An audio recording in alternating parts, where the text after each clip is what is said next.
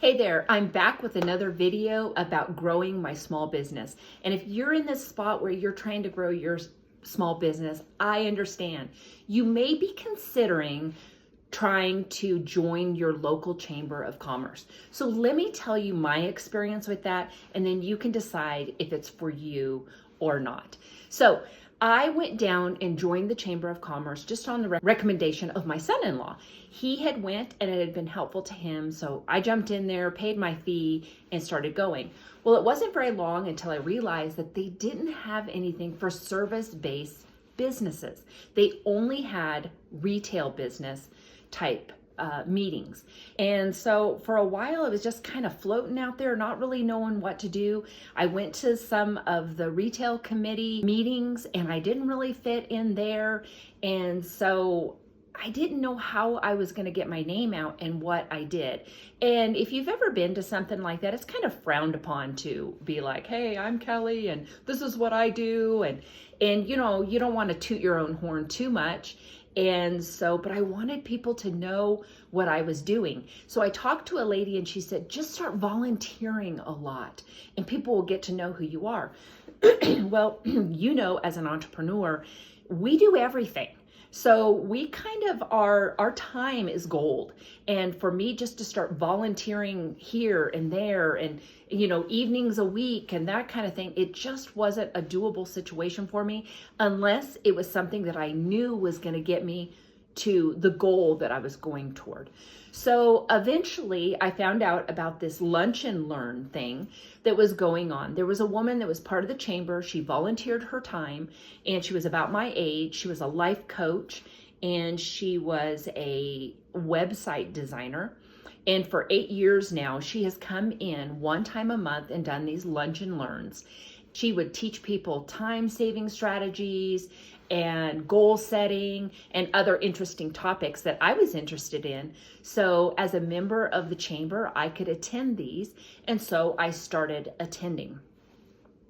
Well, soon I realized that this woman was doing about the same thing as I was. I'm a financial coach. She was a life coach. And so I started realizing she probably had some really valuable information for me and probably wisdom. So I made an appointment with her and I sat down and I just told her where I was at.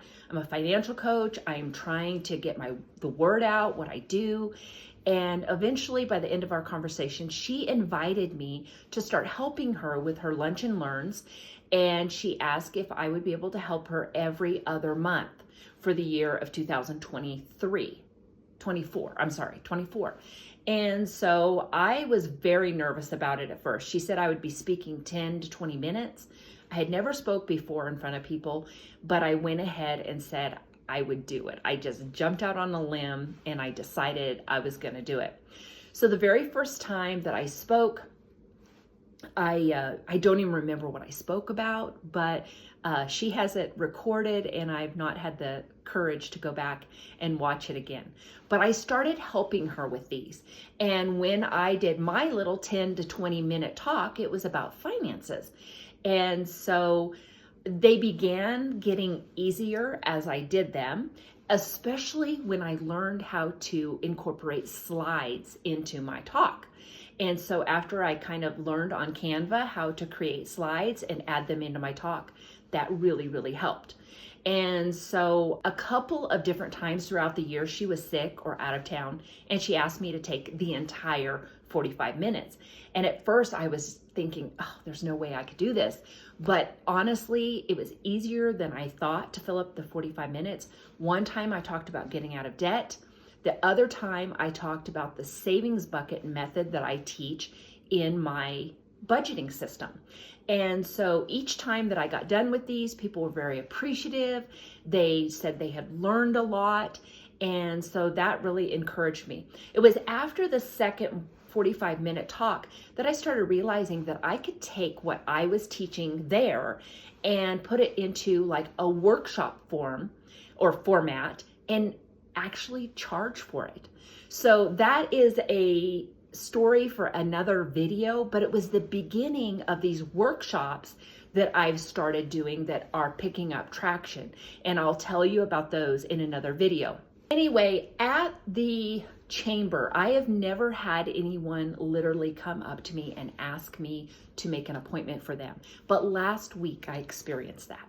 I was at Rachel's Lunch and Learn, and I was just listening to her talk about time saving strategies. And when we were all done, a woman came up to me and said, "Hey, I need to make an appointment with you." And so I told her I give a free 15-minute call. We'll sit down, we'll talk for a few minutes and make sure that I'm the right person for you. And I called her the next day and she was immediately on board, paid for her session. And so she's scheduled in the next couple of weeks. So that's the first time that I've had something directly happen, a direct customer from there. I also had someone who was in Rachel's Lunch and Learns come to my workshop. So there again, it was exposure to what I do. And so then I want to tell you a fun fact though. I am actually going to start my own Lunch and Learn starting January of 25.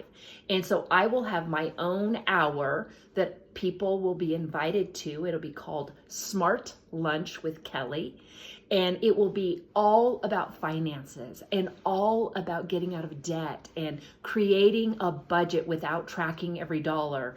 That's the system that I teach, and that's the opportunity I'll get to be able to teach that at the chamber.